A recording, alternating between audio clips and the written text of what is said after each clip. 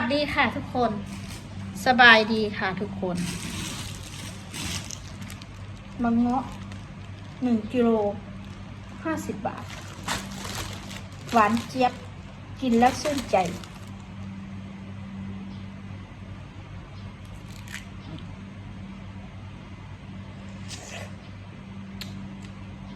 โคตรหวาน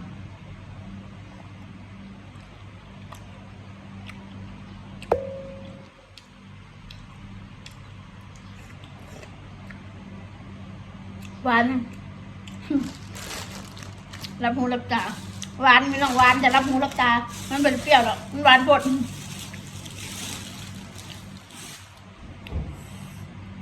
มะหูหน่วย10 บาทตำแล้วก็แซ่บ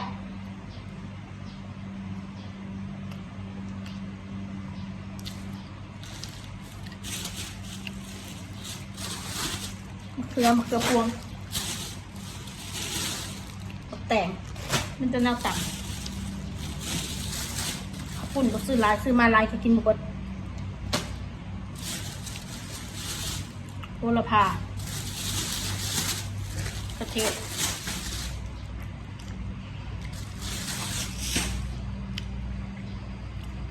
มาบัดเนี่ยกูก็ไม่ได้อยากด่ามึงดอกกูไม่อยากด่ามึงเป็นไรดอกอีคอนตะเล็กอีกลิอีนาเลียตะละอีนาหินเมนกูสมเพศมึงสมน้ำหน้ากะลาหัวจับมึงกล้าออกมานั่งด่ากูแบบมึงนั่งแบบคือกูนั่งด่ามึงบอกคอนแตกสวยนักสวยหนาสวยจังเลยมึงออกมานะแม่มึงออกมาหนานี่ออกมาแบบกูนี่ออกมานะแม่เมื่อกูอีกข้างขกกูก็กล้าโชว์กูยอมรับกูก็ไม่ได้สวยแม่นั่นติคนงามนะโก้ยกูก็เห็นนำมาดามอเมริกาหรอกออกมาเด้อพี่น้องขอโทษขออภัยอีกคนตะเล็ดอีหนาวเลียดตะเล็ดมันมักเลียดตะเล็ดบ่สบายติมึงหายไปนะพี่เด้อพี่ดอยไปนะเป็นอะไรใกล้สิตายแล้วหรือมึงใกล้สิตายหรือยังถ้ามึงใกล้สิตายมึงบอกกูนะเดี๋ยวกูส่งพวงหลีดไปหาแม่มึงนะอีคอนตะเล็ดเด้อแขวมึงคือสวกแท้คือว่างามแท้คือคุยแต่ว่าสวยนักสวยหนามึงสมาแขวสวกแท้อันนั้นติคนงามนะบอผิวเด้แหละ8 มัดบัดที่ตะคองถ่ายลงในพี่น้องขาวจั๊วเอาการ์ตูนปิดหน้าไว้กลัวคนเขาเห็นฟันสวกกลัวคนเขาเห็นหมักจกอีแขวสวกสวยบอกมึงนั่นบอกคนสวยคนสู้ใจมาเอามันออกมาเด้อสู้พิษกันบ่น่ะสู้พิษกันบอกมันคือรุดเดี๋ยวกันรุดได้อีไม่นานก็อีฮันตะเล็ดอีฮันตะเล็ดรุดแล้วเดี๋ยวก็อีฮันตะเล็ดได้อีไม่นานก็อีฮันตะเล็ดพิษกันแน่ขนาดอีหัวเทิกมันก็ยังรุดมาหากูเลยอีเทิกน่ะมันรุดออกมาหากูไล่คลิปแล้วกูยังไม่ได้จัดซื่อๆหรอกนะจักมา4 แม่เท่านั้นแหละวิดีโอมันรุดมาหากูเลยแหละกูเซฟไว้ในเครื่องเดี๋ยวกูพร้อมเมื่อไหร่กูจัดให้ตอนนี้กูยังขี้เกียจอยู่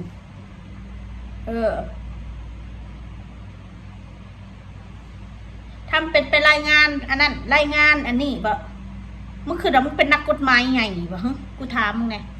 บ่อีสัตว์สวยอีขี้คุยเก่งแต่ปากแล้วมึงน่ะกูเห็นมึงเห็ดยังไงนังหนาไปมึงอะทำอะไรได้บอกฮันอีคอนเตรดอีนาเลียนเตรดอีนาจมเตรดมากลายคำเบ้าพวกนี้บุ้ยความหนาเสือถือนี่อันติงเตรดน่ะก็เสือป่ะนี่ติงเตรดน่ะก็ได้โกหกติงเตรดสางเรื่องสางเล่าขึ้นมาแต่ละเรื่องเลยโอ้โหสมพอดีมาดามสาลีจัดเลยนะคะดิฉันเชียร์คุณพี่สาลีค่ะ สู้ๆค่ะเอามาออกมาเยอะๆค่ะสันดานที่ทั่วอาณาจักร กูบอกแล้ว บาปกรรมมันมีจริงการด่าเด็กน้อยบาปกรรมมันมีจริง แม้แต่เพื่อนรัก มันก็ยังหักกระเหลี่ยมได้เลย ถ้ามึงบ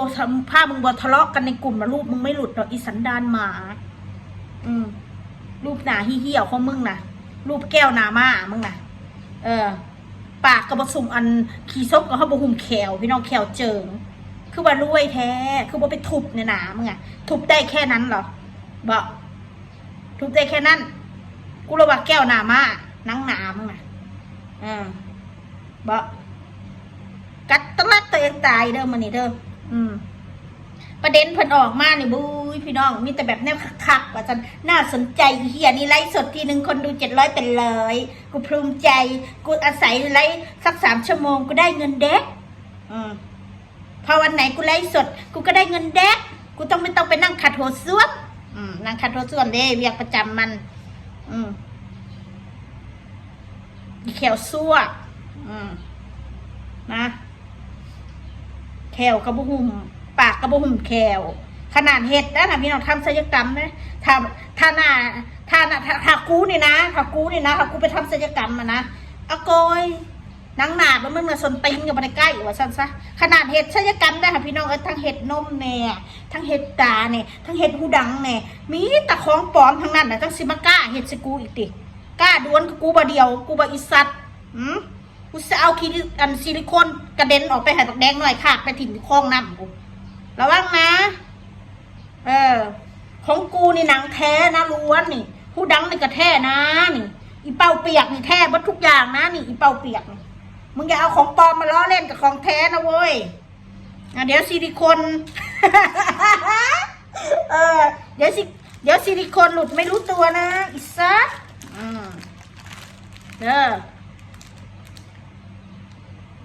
ทำเป็นไปรายงานมึงหันทำเป็นไปรายงานมึงนี่เจ้าของประเทศพี่น้องกูด่าออกมาด่ารับไม่ได้แคปเอาของกูไปช่วงตัดต่อไป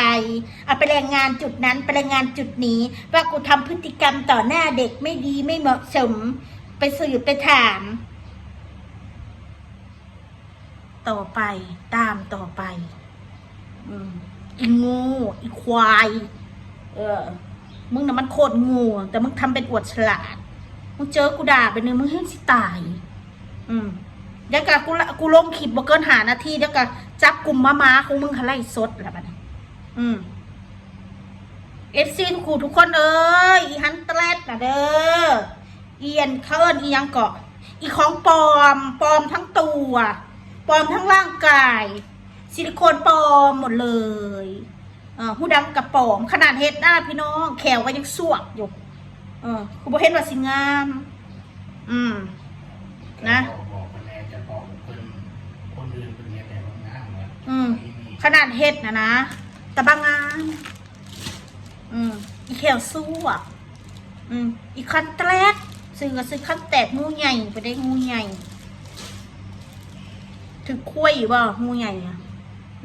ถือจะบ่คุ้ยนะก็ถือตะเลียหอย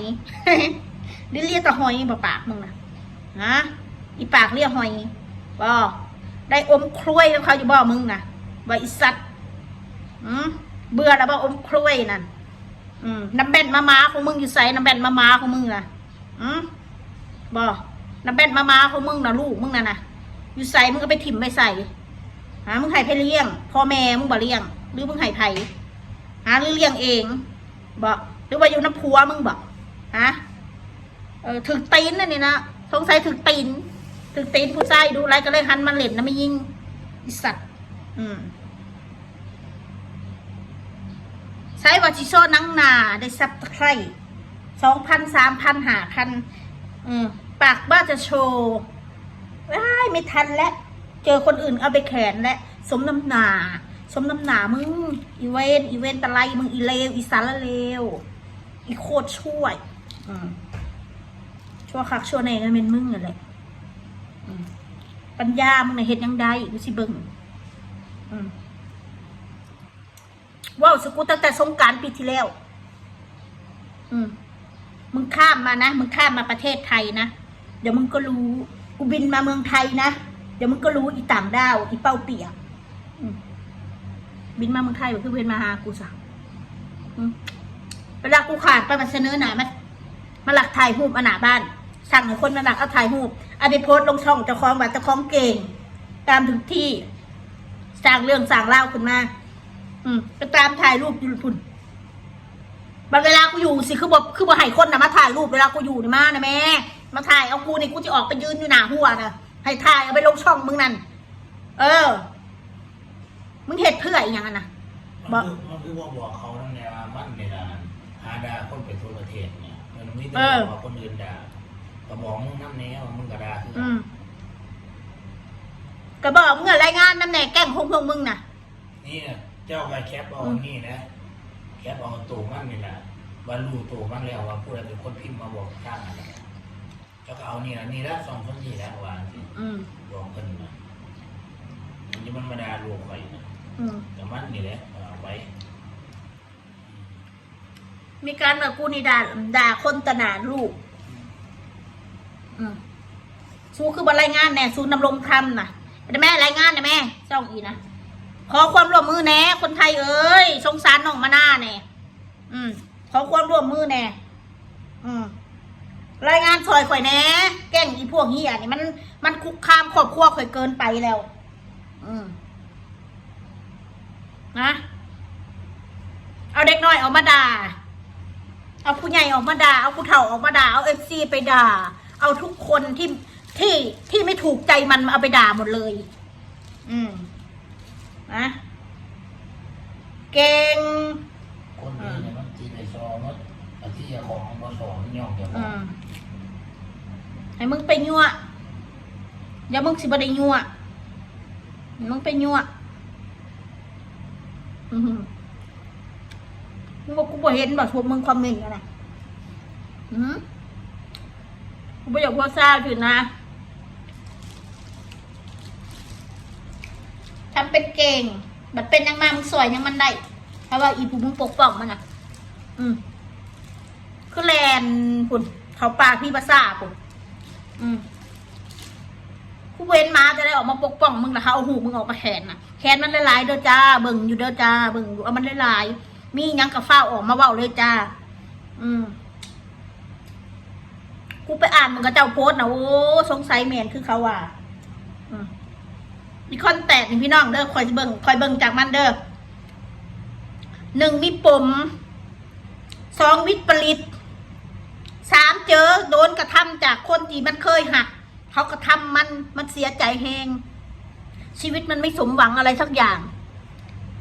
ฉันมันสิมาตามด่าขอจิตตั้งแต่ขอเห็น YouTube ปุ่นนี่มาตามด่าเพียงกระดอกกระเดี่ยขอบ่ไปเหยียบหน้าพ่อก็แม่มันน่ะแค้นข่อยแค้นลายแค้นสิตายแค้นแต่บ่มีปัญญาเฮ็ดหยังน่ะแปดคืนว่าคืนนี้โอ้ยบ่อยากว่าเอาแต่กฎหมายกฎหมายคนกระเบิงอยู่ดอกผู้ใดผิดผู้ใดถือว่าแม่นหวนได้หวนเห็ดว่าแม่นมียังเขาสิไปฟังความสูเบิดน่ะแม่นยูสูแจ้งเขาก็ต้องมาตามหน้าที่เพิ่นถูกร้องเรียนเขาต้องมางั้นกูก็ให้ตัวกูคนบริสุทธิ์ใจอยู่แล้วกูไม่หนีอีกผิดก็คือผิดถือก็คือถืออันใดมันรุนแรงไปเขาขอโทษสังคมเขาวันนี้มีเจตนาที่มาเหตุพฤติกรรมบดีเขาแค่ปกป้องครอบครัวเขาเองปกป้องลูกเขาปกป้องผัวเขาปกป้องครอบครัวเขาเป็นพ่อเป็นแม่ใช่ไหมว่าเขาใส่ความรุนแรงพูดจาไม่ไพเราะออกโซเชียลแล้วคนที่มันใช้ความรุนแรงกับครอบครัวฉันแหละใครช่วยเหลือฉันคะไม่มีใครช่วยเหลือฉันค่ะฉันก็ต้องปกป้องตัวเองฉันปกป้องตัวเองก็ว่าฉันนี่ทำพฤติกรรมไม่ดีไม่เป็นเยี่ยงอย่างต่อเยาวชนวะสันแล้วพวกมึงทำให้บ้านเมืองเขาอับอายขายขี้หน้าคนไทยนะเขาดีทั้งนั้นแหละมิตรพวกมึงเฮ็ดเสื่อมเสียประเทศเจ้าของถ้าคนดีนะมันก็ออกมานะแม่ออกนังหนาออกมาเบิร์ดเลยแต่อีเล็บ ตีอีละโตนะสิไปรีหน้าซ่อนตายอย่างท่านแน่จริงนะอ่ะว่าเจ้าของเก่งสิไปเสื่องหน้าเห็นยังสิไปอยู่ทำไมโจมืดกูว่าถ้าสู้อันออกหน้านี่คนเบิ่งสู้เป็น1,000-2,000อยู่ได้ไรสุดบ่เสือกูลองเบิ่งไหมเนาะพ่อใหญ่ขนาดจอมืดเขายังเบิ่งขนาดทำความดีลีค่ะเอาได้ไหมไปปกป้องชายแดนน้ำทหารแมนไปได้ไหมไปปกป้องตอนในบ้านเมืองกำลังเดือดร้อนอยู่ไปได้ไหมซอยเรือกันได้ไหมจับมือกันได้ไหมเป็นกำลังใจให้ชาวไทยเท่านี้เอาได้ไหมเป็นกำลังใจแมนขู่วันปกป้องประเทศชาติคุณเอาได้ไหมช่วยจะมาเห็นกันกับกูผู้เดียวอันนี้บ้านเมืองเขาเดือดร้อนกันจำได้ทุกวันนี่ชูเป็นบอกชูก็ใส่ซิดนะแม่ใส่ซิดนะแม่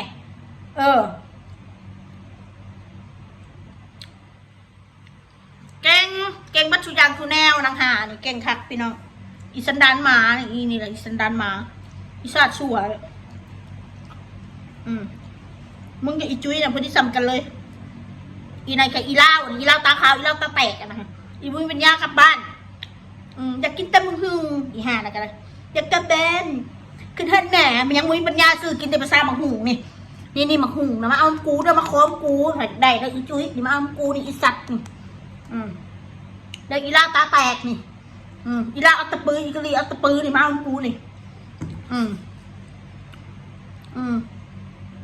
หน้าผากเด้กูว่าล้านเคิงว่าให้กูเท่ากับเท่า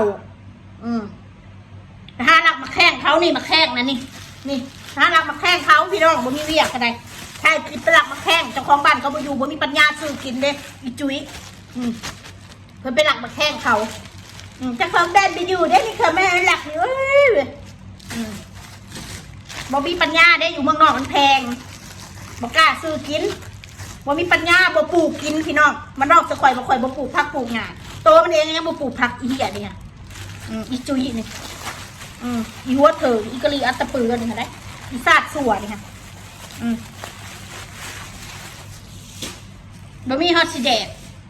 มักแข้งวิปัญญาซื้อมังหุงวิปัญญาซื้อแดกอยากกินแต่มังหุงขึ้นฮันแบนอยากกินแต่มังหุงได้พี่น้องขึ้นฮันแบนขึ้นฮันแหม่แพงมาอยู่ตินั่งหนาไม่มึงนะแพงมาอยู่บอกพี่น้องถามแน่น้ำทะเลนี่เป็นยังมันคือเค็มมาถามกูนี่มันเป็นยังคือเค็มเอาก็น้ำทะเลมันก็เค็มแหละน้ำทะเลมึงบอกหูจักบอกมันเป็นยังคือเค็มเขาคือแบบมันเค็มเป็นเหตุคิดได้พี่น้องมีคนหาว่าข่อยนี่กินสนิทกับบ่ข่อยนี่บ่มีกินคนมีเนี่ยเขาบ่อวดดอกคนว่าได้นางจุ้ยกูดูดไปเลยคลิปมึงนะ